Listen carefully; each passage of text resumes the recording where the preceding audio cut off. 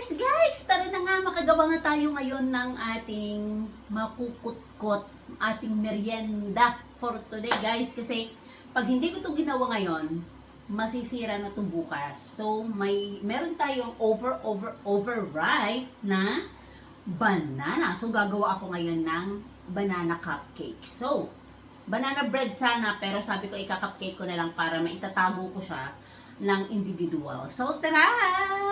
Mabilisan lang to guys. Ito na nga guys, itong ating 4 na banana, ilalagay ko na to lahat. Actually, 3 lang sanang banana, sayang naman yung isa. So, ilalagay natin to dito at tayo dudurugin natin to lahat ng itong ating banana. So, ilagay natin siya dyan. Then, durugin natin siya ng ganyan, ang ating banana. Then, set aside muna natin to guys. So, okay na siya. Best tingnan nyo. Madali kasi siyang madurog. Then, set aside muna natin siya guys. Unahin muna natin tong ating butter. Itong ating butter, yung talagang malambot na siya. Baba ko na yan. Ayan. Ganan muna natin. So, off muna. Then, ilagay muna natin ang ating 3/4 na white sugar. Ayan. Then, ang ating eggs. Ayan. Isa-isa natin ilalagay, guys. Mabilis lang to. Favorite ni Habibi. Ayan. So, ilagay na natin dyan. Then, ilagay naman natin ang ating banana.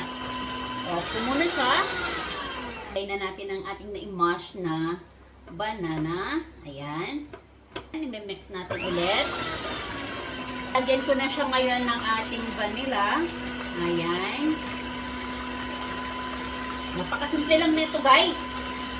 Then, ko na itong ating 1 1/2 cup na na flour. Hindi ko na ito sniff guys kasi ang amin namang flour dito ay wala namang bukbuk. Then, ang ating baking soda. Ayan, 1 teaspoon yan guys. Then, ang ating salt na 1/2 teaspoon. So, that's it guys. Wala tayong ibang ingredients, di ba? So, wala tayong komplikado na ingredients. So, dahan-dahan ang ating papaikot para hindi magtalsikan ang ating flour. So, ayan na nga. Dahil palakasan na natin ng konti. Kasi nahalo na siya. Gagamitan ko na siya ng ganito para yung sa side niya ay maisali niya naman. Hindi ito pwedeng mai-overbeat natin guys. So, ayan lang. Napakasimple lang nitong ating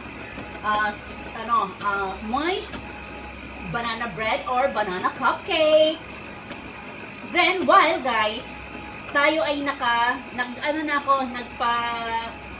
na ako ng aking oven ng 170 Celsius. So that's it guys. Stop na natin. Wow. Enough. Then, iangat ko lang to. Tanggalin ko muna to. Ayan. Simutin natin to guys. Ayan. Sisimutin natin siya. Ayan. Diba? Simutin natin kasi ang sarap nito guys sa totoo lang. Napakasarap. Yung asawa ko lagi na itong nag-o-order sa akin. So, every week, nakakadalawang beses kami nito gumagawa. Dahil palagi ako may saging dito sa bahay. Then, ayan, tanggalin na nga natin siya dyan. Ito naman ang ating ilalagay. Ayan o, meron akong tawag nito, walnuts. So, ibuay, putik na tumalon. So, ayan, may walnuts tayo. I-mix lang natin siya dyan, dong.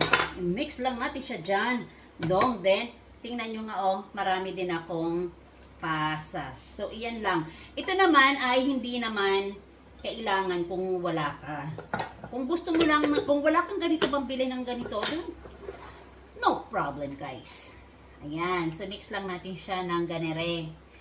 Then, ang aking oven ay, preheated na siya ng 170 Celsius. Then, ngayon, ilalagay na natin siya dito sa ating mga lanera. So, tara! So, ayan. So, ilagay na natin siya dito sa ating molde. Ito gustong ko itong ginagawa. Bakit? Mabilis lang kasi siya. Hindi siya yung kaartehan, kumbaga. So, ayan. Gumagamit ako nito ng scoop ng ice cream. Ginaganyan ko siya para pare-parehas ang kanyang sizes. Ayan. So, ayun na nga. Tapos na nga nitong ating cupcake. Buntal-buntal lang natin to, guys. Buntal natin, good. Asi, again. To. Gaganyan lang natin siya, guys, para masiksik naman siya. So, di ba? So, tara. See you later. So, oven na natin to sa 20 minutes. Tara na! So, ang ating second batch ulit. Ayan na nga ang ating second batch, guys. Makikita nyo kung ilan ang magagawa natin. So, 3, 6, 12. Yung naandun, so ilagay ko muna siya dito kasi baka hindi siya mag-12 itong ating second batch. Hindi niya maubos itong So, dito ako mag-start sa gitna. So, ayun na nga guys. Siguro kung hindi tayo nagdagdag doon sa ating sa unang batch natin, siguro na puno natin, nakagawa siguro tayo ng 24 pieces na cupcake. So, ito lang ang ating nagawa for today. Ayan. So, may pang-snack na tayo later. Hi! So, look, ang ating cupcakes na naandun, banana cupcakes na naandun na siya. So, waiting na siya, guys. Nangangamoy na siyang bango. So, yan na nga siya. Ayan, umaangat na siya. Guys, silipin niya natin ang ating banana cupcake, look. Ang ganda na ng kanyang, alsa. So, papapag-brownin lang natin siya. Okay, see you later again. Guys, nice na excite na ako. Look, buksan niya natin. Oh my goodness, ang bango-bango. So, that's it. So, ito na ngayon guys. Ayan. Ang first batch natin. So, mainit pa siya. So, okay na siya guys. Ang bango-bango, promise. Ang bango-bango talaga. So, ang second batch natin ay niluluto pa. So, that's it. Thank you for watching. So, ayan na nga guys. Lahat-lahat ng ating naluto for today na ating banana bread. Nangangamoy. Ang sarap nito sa kape. Ang sarap nito sa milk tea.